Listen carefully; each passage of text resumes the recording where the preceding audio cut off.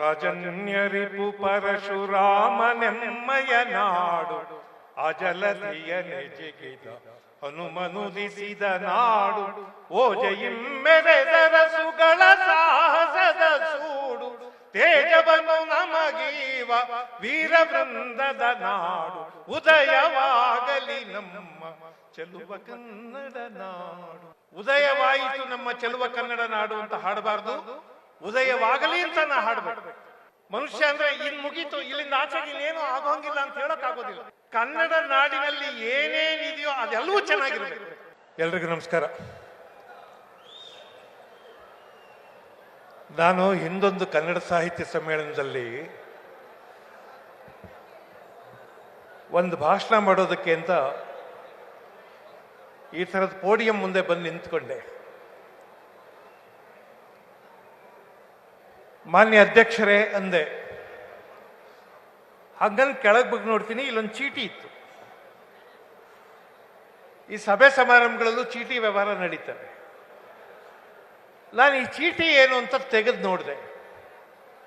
ಸಾಮಾನ್ಯ ಚೀಟಿಲಿ ಏನು ಬರೆದಿರ್ತಾರೆ ಅಂದರೆ, ನಿಮಗೆ ಕೊಟ್ಟಿರುವ ಕಾಲಾವಧಿ ಮುಗಿದಿದೆ, ಆದ್ರಿಂದ ಬೇಗ ಭಾಷಣ ಮುಗಿಸಿ ಅಂತೇನೋ ಇರುತ್ತೆ ಅಲ್ವಾ.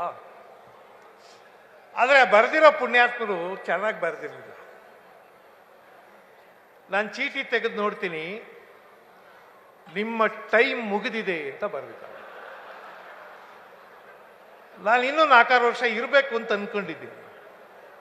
ಅವರು ನಿಮ್ಮ ಟೈಮ್ ಮುಗಿದಿದೆ ಅಂತ ಬರೆದಿದ್ದಾರೆ. ನಾನು ತಕ್ಷಣ ಅಲ್ಲಿ ಯಾರೋ ಸಂಘಟಕರನ್ನ ಕರೆದು ಹೇಳಿದೆ, ಅಲ್ಲಪ್ಪ ನಾನು ಈಗ ತಾನೇ ಭಾಷಣ ಶುರು ಮಾಡಿದ್ದೀನಿ, ಆಗಲೇ ನಿಮ್ಮ ಟೈಮ್ ಮುಗಿದಿದೆ ಅಂತ ಬರೆದಿದ್ದೀರಲ್ಲ ಅಂತ. ಅದಕ್ಕೆ ಅವ್ರು ಹೇಳಿದರು, ಬೇಜಾರು ಮಾಡ್ಕೋಬೇಡಿ ಸರ್, ಅದು ನಿಮಗೆ ಕೊಟ್ಟಿರೋ ಚೀಟಿ ಅಲ್ಲ, ನಿಮಗೆ ಮುಂಚೆ ಭಾಷಣ ಮಾಡಿದ್ರಲ್ಲ ಅವರು ಕೊಟ್ಟಿದ್ದದ್ದು. ನಾನು ನನಗಲ್ಲ ತಾನೇ ಅಂತ ಅವ್ರು ವಾಪಸ್ ಕೊಡೋಕೆ ಹೋದೆ. ಅವರು ಬೇಡ ಸರ್, ನಿಮಗೂ ಬೇಕಾಯ್ತದೆ, ಅಲ್ಲೇ ಮಡಿಕೊಂಡಿರಿ. ಬಂಧುಗಳೇ,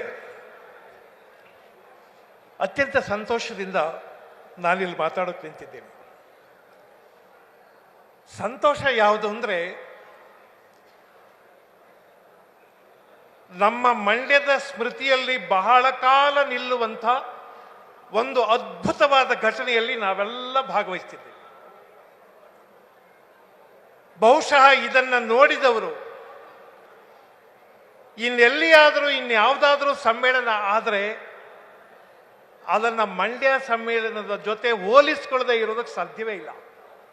ಅಂಥದ್ದೊಂದು ಅದ್ಭುತವಾದ ಸಮ್ಮೇಳನ ನಡೆದಿದೆ. ಮುದ್ದೇಗೌಡರು ಹೇಳಿದ ಹಾಗೆ ಏನೆಲ್ಲ ಕುಂದುಕೊರತೆಗಳ ನಡುವೆ ಕೂಡ ಬಹಳ ಪ್ರೀತಿಯಿಂದ ಸಹಕರಿಸಿದ್ದೀರಿ. ಈ ಸಂಘಟನಾ ಸಮಿತಿ ಅದಕ್ಕಾಗಿ ನಿಮಗೆ ಶಿರಬಾಗಿ ನಮಸ್ಕಾರ ಮಾಡ್ತೀವಿ. ಅದ್ಭುತವಾಗಿ ಮಾಡಿದ್ದೀರಿ. ಇನ್ನೊಂದು ಸಂತೋಷ ಏನು ಅಂದರೆ, 30 ವರ್ಷಗಳ ಹಿಂದೆ ಯಾರು ಒಂದು ಸಮ್ಮೇಳನವನ್ನು ಮಂಡ್ಯದಲ್ಲಿ ಅತ್ಯಂತ ಯಶಸ್ವಿಯಾಗಿ ಮಾಡಿದ್ರೋ ಆ ಪುಣ್ಯಾತ್ಮರು ಈ ಸಮ್ಮೇಳನದ ಸರ್ವಾಧ್ಯಕ್ಷರಾಗಿದ್ದಾರೆ. ಇವೆಲ್ಲ ನಾವು ಸಂತೋಷ ಪಡೋದಕ್ಕೆ ಬಹಳ ಒಳ್ಳೆಯ ಸಂಗತಿಗಳು. ಸದ್ಯದ ಸಂತೋಷ ಏನಂದ್ರೆ, ಇಲ್ಲಿ ಪ್ರಬಂಧಗಳನ್ನು ಮಂಡಿಸಿದವರು, ಮುಂಚೆ ಮಾತಾಡಿದಂಥ 4 ಜನ ಮಹನೀಯರು ಅತ್ಯಂತ ಸಮರ್ಥವಾಗಿ ಮತ್ತು ತಮಗೆ ಯಾವ ವಿಷಯವನ್ನು ಕೊಟ್ಟಿದ್ದಾರೋ ಅದಕ್ಕೆ ಸರಿಯಾಗಿ ಮಾತುಗಳನ್ನಾಡಿದ್ದಾರೆ. ನನಗೆ ಅವರ ಪೂರ್ವ ತಯಾರಿಯನ್ನು ನೋಡಿ ಅಚ್ಚರಿ ಅಂತ ಅನಿಸಿದೆ. ಪ್ರೊಫೆಸರ್ ಶಿವಲಿಂಗಯ್ಯನವರು ಒಳಗೆ ಕೂತ್ಕೊಂಡು ಮಾತಾಡ್ತಾ ಹೇಳ್ತಿದ್ರು, ನಾನೇನು ತಯಾರಾಗಿಲ್ಲ, ಕೃಷ್ಣರಾಜ ಸಾಗರದ ಬಗ್ಗೆ ನೀವು ನಿದ್ದೆಗಣ್ಣಲ್ಲಿ ಕೇಳಿದ್ರು ನಾನು ಎಷ್ಟು ಬೇಕಾದರೂ ಮಾತಾಡ್ತೀನಿ, ಆದರೆ ಕೆರೆ ಕಟ್ಟೆ ಕಾಲುವೆ ಬಗ್ಗೆ ಎಲ್ಲ ನಾನೇನು ಅಷ್ಟು ತಯಾರಾಗಿಲ್ಲ. ಅವರು ರಚನೆ ಮಾಡಿದ ಪ್ರಬಂಧ ನನ್ನ ಕೈಯಲ್ಲಿದೆ. ಒಂದು ಬಹಳ ಅದ್ಭುತವಾದ ಥೀಸಿಸ್ ತಯಾರು ಮಾಡ್ಕೊಂಡು ಬಂದಿದ್ದಾರೆ.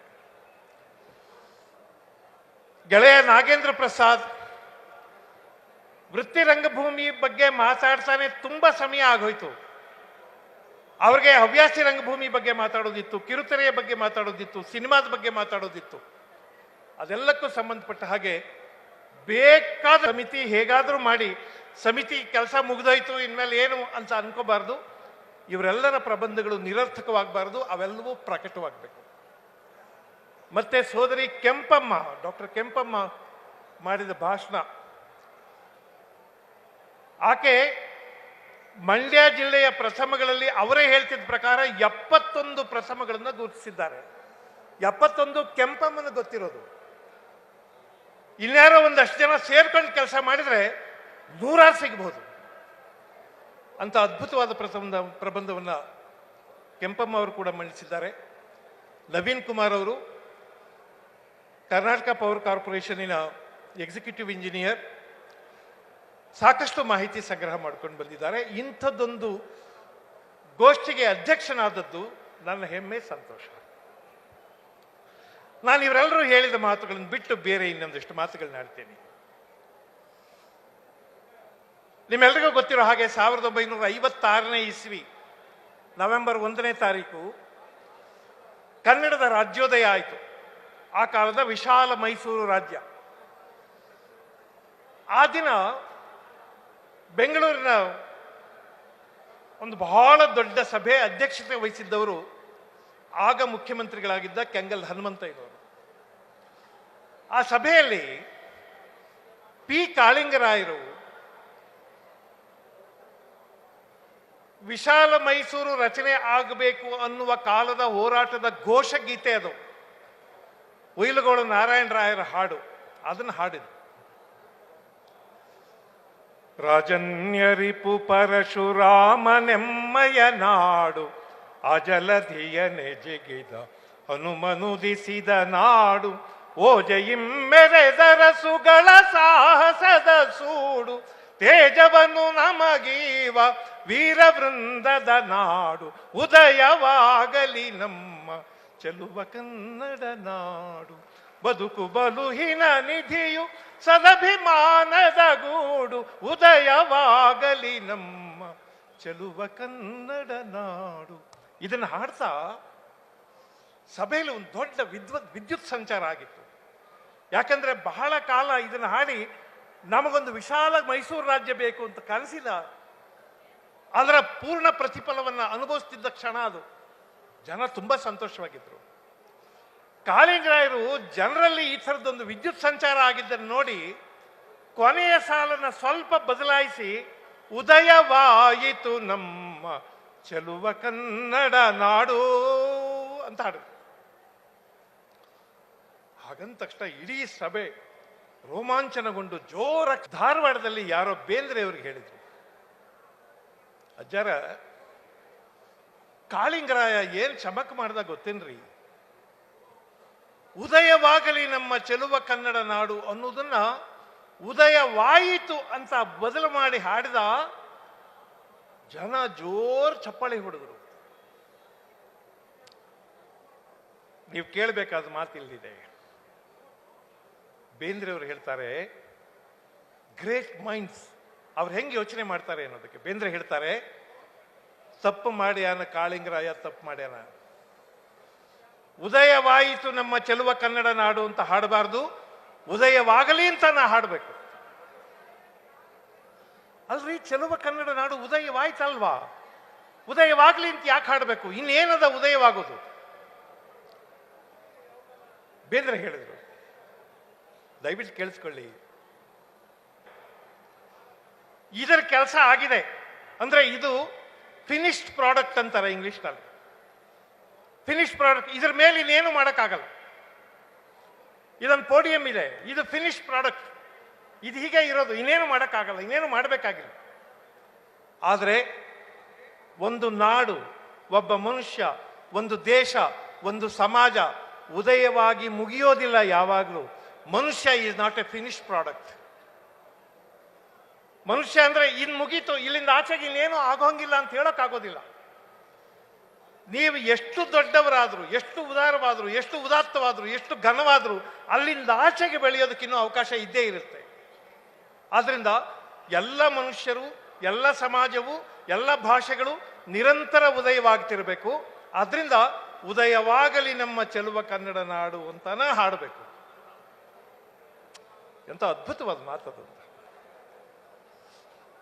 ನಿಮ್ಮೆಲ್ಲರಿಗೂ ಹುಲಿ ಸಂರಕ್ಷಣಾ ಯೋಜನೆ ಅಂತ ಒಂದು ಗೊತ್ತಿದೆ, ಪ್ರಾಜೆಕ್ಟ್ ಟೈಗರ್ ಅಂತಾರೆ. ಕೇಂದ್ರ ಸರ್ಕಾರದ ಯೋಜನೆ ಅದು ಅಂತ ಅನ್ಕೊಂಡಿದ್ದೀನಿ. ನಮ್ಮ ಬಂಡೀಪುರದಲ್ಲಿ ಒಂದು ಹುಲಿ ಸಂರಕ್ಷಣಾ ಯೋಜನೆ ಇದೆ. ನಾವೆಲ್ಲರೂ ಭಾವಿಸೋದೇನೆಂದ್ರೆ, ಹುಲಿ ಸಂರಕ್ಷಣಾ ಯೋಜನೆ ಅಂದ್ರೆ ಹುಲಿಗಳನ್ನೆಲ್ಲ ರಕ್ಷಣೆ ಮಾಡೋದು ಅಂತ ಅಲ್ವಾ? ಹಾಗಾದ್ರೆ ಹುಲಿಗಳನ್ನೆಲ್ಲ ರಕ್ಷಣೆ ಮಾಡಬೇಕಾದ್ರೆ ಹುಲಿಗಳನ್ನೆಲ್ಲ ಹೊಡ್ಕೊಂಡು ಬಂದು ಒಂದ್ ಕಡೆ ಕೂಡಾಕೊಂಡು ಬೇಕಾದ ಆಹಾರ ಕೊಟ್ಕೊಂಡಿದ್ರೆ ಹುಲಿಗಳೆಲ್ಲ ಚೆನ್ನಾಗಿರ್ತಾವಲ್ವಾ? ಅರ್ಥ ಅದಲ್ಲ. ಅರ್ಥ ಏನು ಅಂದ್ರೆ, ಒಂದು ಫುಡ್ ಚೈನ್ ಇರುತ್ತೆ, ಒಂದು ಆಹಾರ ಸರಪಳಿ ಇರುತ್ತೆ. ಆ ಆಹಾರ ಸರಪಳಿಯ ಅತ್ಯಂತ ಎತ್ತರದ ಕೊನೆಯ ಪ್ರಾಣಿ ಹುಲಿ. ಹುಲಿಯನ್ನ ತಿನ್ನೋ ಪ್ರಾಣಿಗಳಿರೋದಿಲ್ಲ. ಹುಲಿ ಯಾವುದೋ ಪ್ರಾಣಿಯನ್ನು ತಿನ್ನುತ್ತೆ, ಆ ಪ್ರಾಣಿ ಇನ್ನೊಂದು ಪ್ರಾಣಿಯನ್ನು ತಿನ್ನುತ್ತೆ, ಆ ಪ್ರಾಣಿ ಇನ್ನೇನೋ ತಿನ್ನುತ್ತೆ, ಅದು ಹುಲ್ ತಿನ್ನುತ್ತೆ. ಇದೊಂದು ಫುಡ್ ಚೈನ್. ಸರ್ಕಾರದ ಕಾನ್ಸೆಪ್ಟ್ ಏನಂದ್ರೆ, ನೀವು ಹುಲಿಯನ್ನ ರಕ್ಷಣೆ ಮಾಡಬೇಕು ಅಂದ್ರೆ ಹುಲಿ ಬದುಕುವುದಕ್ಕೆ ಬೇಕಾದ ಇಡೀ ವಾತಾವರಣವನ್ನು ರಕ್ಷಣೆ ಮಾಡಬೇಕು. ಹುಲಿ ಬದುಕೋದಕ್ಕೆ ಬೇಕಾದಷ್ಟು ಪ್ರಾಣಿಗಳಿರ್ಬೇಕು. ಬೇಕಾದಷ್ಟು ಪ್ರಾಣಿಗಳಿರ್ಬೇಕು ಅಂದ್ರೆ ಬೇಕಾದಷ್ಟು ದೊಡ್ಡ ಕಾಡಿರ್ಬೇಕು. ಕಾಡು ಸುಮ್ಮನೆ ಇರೋದಿಲ್ಲ, ಅಲ್ಲಿ ಸರಿಯಾಗಿ ಮಳೆ ಆಗ್ಬೇಕು. ಆಮೇಲೆ ಮನುಷ್ಯರ ಪ್ರವೇಶ ಆಗಬಾರ್ದು, ಮನುಷ್ಯರು ಸುಮ್ಮನೆ ಬೇಟೆ ಮಾಡಬಾರ್ದು. ಇವೆಲ್ಲವನ್ನೂ ಸಂರಕ್ಷಣೆ ಮಾಡಿದ್ರೆ ಹುಲಿನ ಸಂರಕ್ಷಣೆ ಮಾಡ್ದಂಗೆ ಆಗುತ್ತೆ. ನಾನು ಯಾಕೆ ಈ ಮಾತನ್ನು ಹೇಳ್ತಿದ್ದೀನಿ ಅಂದ್ರೆ, ನಮ್ಮಲ್ಲೆಲ್ಲ ಕನ್ನಡನ ಕಾಪಾಡಬೇಕು, ಕನ್ನಡನ ಬೆಳೆಸಬೇಕು ಅಂತೆಲ್ಲ ಮಾತಾಡ್ತೀವಲ್ಲ. ಕನ್ನಡ ಮಾತಾಡೋದು, ಕನ್ನಡ ಬೆಳೆಸೋದು, ಕನ್ನಡ ಬಳಸೋದು ಬರೀ ಕನ್ನಡ ಮೇಷ್ಟ್ರಗಳ ಕೆಲಸ ಅಲ್ಲ. ಬಹಳ ಚೆನ್ನಾಗಿ ಮಾತಾಡಿದ್ರು ಕನ್ನಡ ಉದ್ಧಾರ ಆಗೋದಿಲ್ಲ. ಕನ್ನಡ ಅನ್ನೋದು ಅದ್ಭುತವಾಗಿ ಬೆಳಿಬೇಕು ಅಂದ್ರೆ ಕನ್ನಡ ನಾಡಿನಲ್ಲಿ ಏನೇನಿದೆಯೋ ಅದೆಲ್ಲವೂ ಚೆನ್ನಾಗಿರ್ಬೇಕು ಅಂತ. ಕನ್ನಡ ಕವಿಗಳು ಬಹಳ ಅದ್ಭುತವಾದ ಕೆಲಸ ಮಾಡಿದ್ದಾರೆ. ಹೆಮ್ಮೆಯಿಂದ, ಅಭಿಮಾನದಿಂದ, ಗೌರವದಿಂದ ಸಾಹಿತ್ಯದ ವಿದ್ಯಾರ್ಥಿಯಾಗಿ ನಾನು ಹೇಳಬೇಕು ಅಂತ ಅನಿಸ್ತಿದೆ. ಪ್ರಪಂಚದ ಯಾವ ಕವಿಗಳಿಗೂ ಕನ್ನಡದ ಕವಿಗಳ ಎರಡನೇವರಲ್ಲ.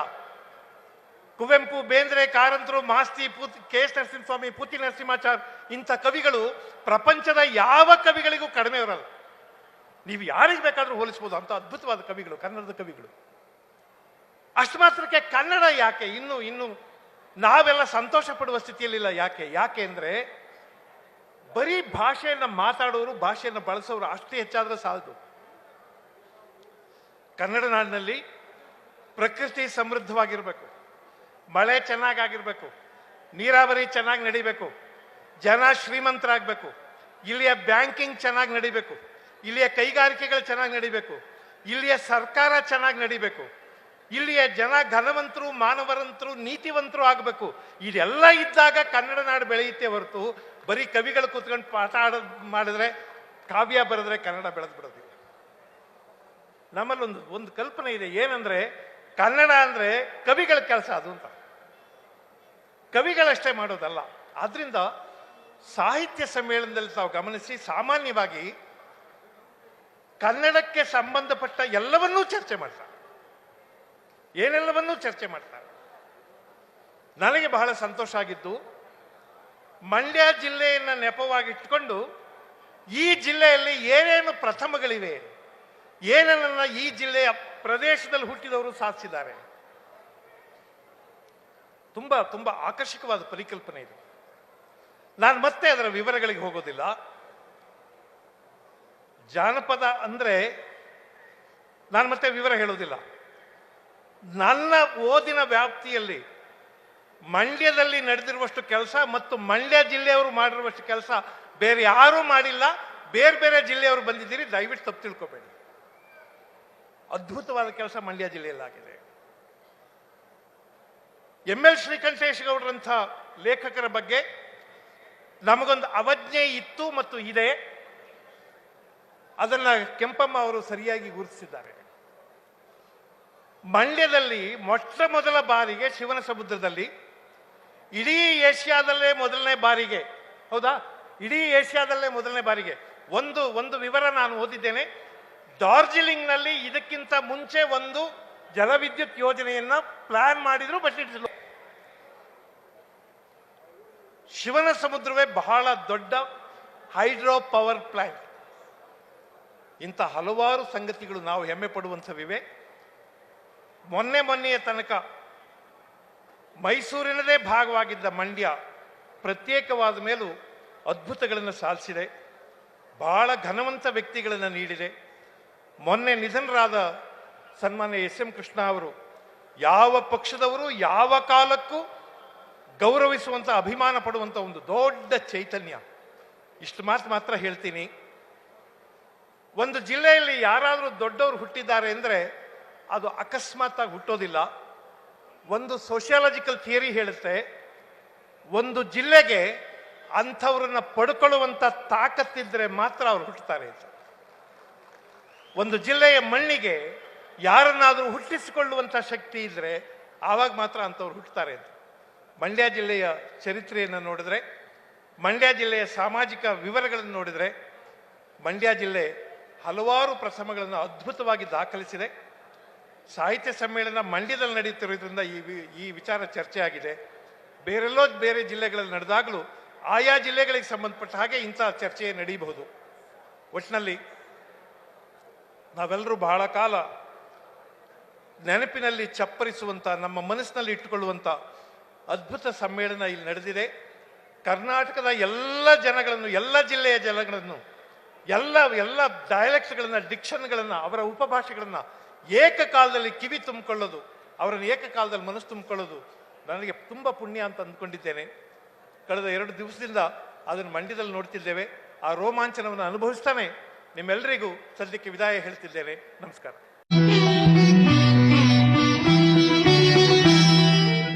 ಹೆಚ್ಚಿನ ವಿಡಿಯೋಗಳಿಗೆ ಪ್ರತಿಧ್ವನಿ ಯೂಟ್ಯೂಬ್ ಚಾನೆಲ್ ಸಬ್ಸ್ಕ್ರೈಬ್ ಮಾಡಿ, ಬೆಲ್ ಐಕಾನ್ ಕ್ಲಿಕ್ ಮಾಡಿ.